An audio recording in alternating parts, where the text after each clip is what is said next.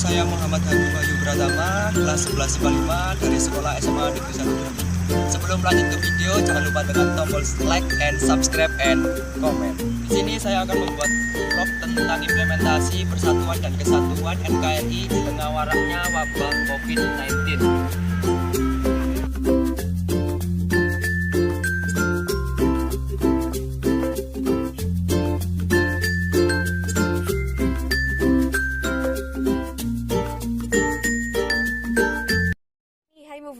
Bagaimana kabar kalian?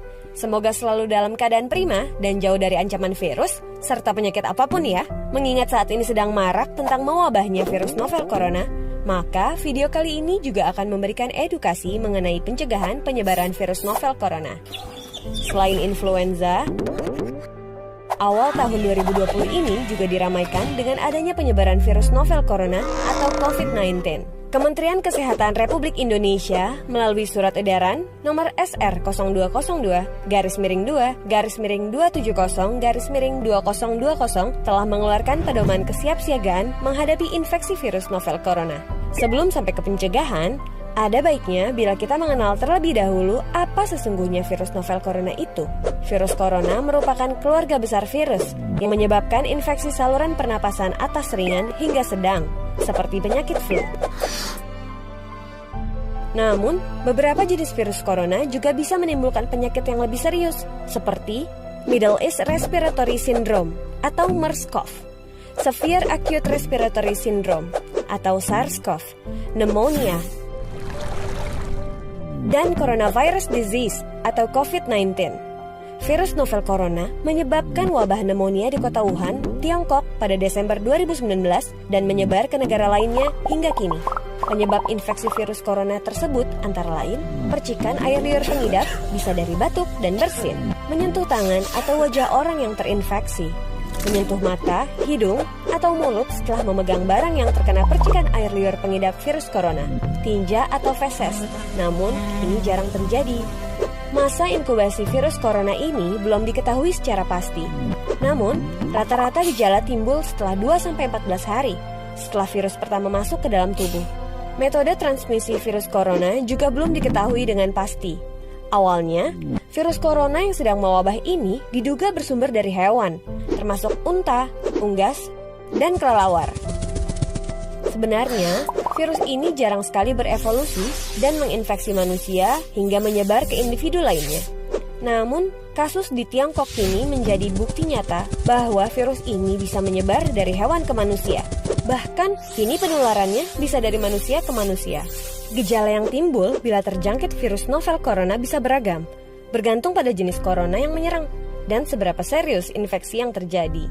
Berikut beberapa gejala virus corona yang terbilang ringan: hidung beringus, sakit kepala, batuk, sakit tenggorokan, demam, merasa tidak enak badan. Hal yang perlu ditegaskan, beberapa virus corona dapat menyebabkan gejala yang lebih parah. Infeksinya dapat berubah menjadi bronkitis dan pneumonia, yang menyebabkan gejala seperti demam yang mungkin cukup tinggi bila pasien mengidap pneumonia, batuk dengan lendir, nyeri dada atau sesak saat bernapas. Infeksi bisa semakin parah bila menyerang kelompok individu tertentu. Contohnya, orang dengan penyakit jantung atau paru-paru, orang dengan sistem kekebalan yang lemah, bayi, dan lansia. Surat edaran Kementerian Kesehatan Republik Indonesia nomor SR 0202-2-270-2020 tanggal 28 Januari 2020 menghimbau pemimpin divisi atau wilayah atau satuan atau unit untuk menyampaikan kepada segenap pegawai melakukan tindakan preventif yang dapat dilakukan untuk mengantisipasi wabah virus corona atau COVID-19. Hingga saat ini, belum ada vaksin yang dapat mencegah virus corona. Maka dari itu, langkah terbaik adalah mencegah penyebaran virus tersebut, yaitu menghindari berpergian ke Cina atau negara lain yang telah ditemukan adanya penularan virus corona, menggunakan masker saat beraktivitas di luar ruangan, terutama bila kamu beraktivitas di tempat umum, rutin mencuci tangan dengan air dan sabun atau hand sanitizer yang mengandung alkohol setelah beraktivitas di luar ruangan, hindari kontak dengan hewan, terutama dengan hewan liar. Bila terjadi kontak dengan hewan, cuci tangan setelahnya. Pastikan kamu memasak daging dan telur sampai benar-benar matang sebelum dikonsumsi. Tutup mulut dan hidung dengan tisu saat kamu batuk atau bersin. Kemudian buang tisu tersebut ke tempat sampah. Jangan menyentuh mata, mulut, dan hidung sebelum mencuci tangan. Hindari berdekatan dengan orang yang sedang sakit. Jaga kebersihan benda yang sering disentuh dan kebersihan lingkungan. Yaps, itu tadi adalah cuplikan tentang pengetahuan data penyebaran COVID-19 baik di tingkat nasional maupun di tingkat global. Di tingkat global sudah 213 negara atau kawasan yang sudah terinfeksi dengan jumlah yang terkonfirmasi 2.700.000 orang dengan tingkat kematian sekitar 185.000. Sedangkan di tingkat Indonesia yang sudah terkonfirmasi sekitar 8.600 dengan pasien yang sudah sembuh sekitar kurang lebih menginjak angka 1.000. Sedangkan untuk tingkat kematian sudah menginjak angka 700. Melihat perkembangan wabah novel coronavirus atau COVID-19, harus disadari bersama bahwa bencana non-alam ini bukan masalah yang sederhana.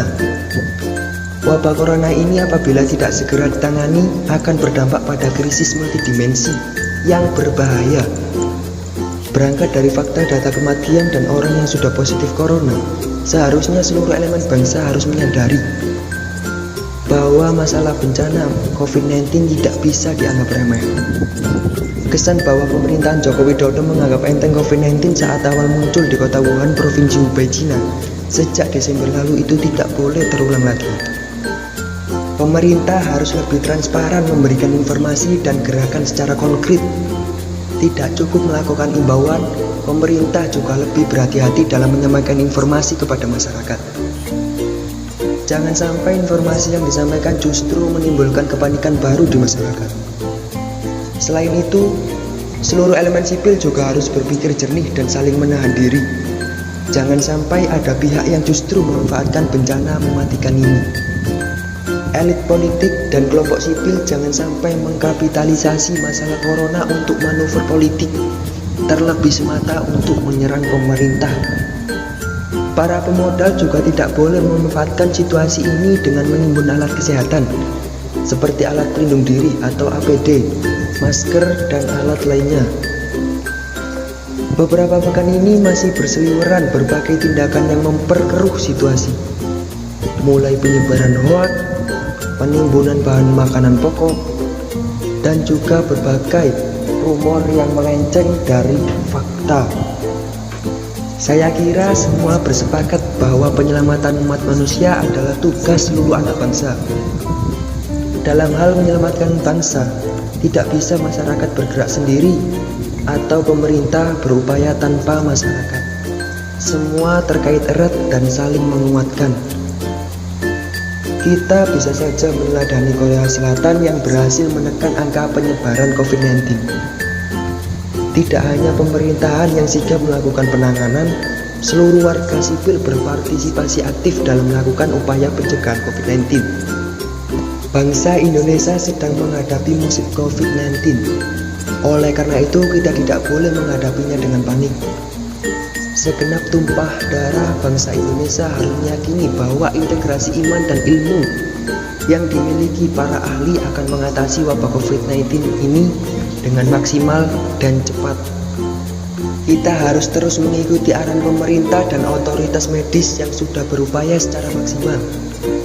Segala upaya negara akan gagal jika masyarakat tidak menjadi bagian penting dalam menjalankan segala ikhtiar. Seluruh anak bangsa harus menghentikan rasa saling curiga, mengerahkan segala daya upaya yang dimiliki dengan cara bergandengan tangan mengatasi bencana non-alam ini. Mari lakukan apapun yang bisa kita lakukan, meski itu hanya menahan diri berada di rumah untuk menjaga agar wabah ini tidak semakin meluas. Hentikan sikap saling curiga. Sudah seharusnya bangsa ini menunjukkan kembali makna persatuan dan kesatuan untuk mengerahkan segala daya dan upaya untuk mengatasi bencana non-alam ini. Kenapa kamu duduk? Hei, Saya capek, Mas. capek kenapa? Capek nunggu kepastian dari dia.